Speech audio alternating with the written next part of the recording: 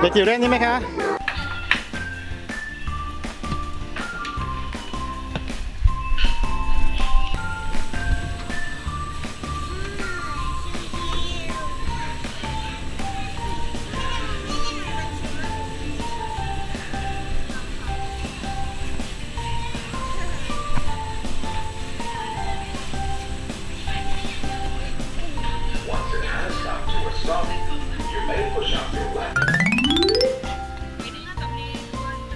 ยืนหนูเคยเล่นแล้วเนี่ยที่บางไทยอ่ะลูกมันช้อนไม่ได้หรอกลูก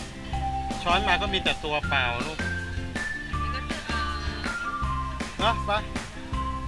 ลูกไปเฮ้ยหลอกเด็กกันลูกอยากโดนหลอกไหม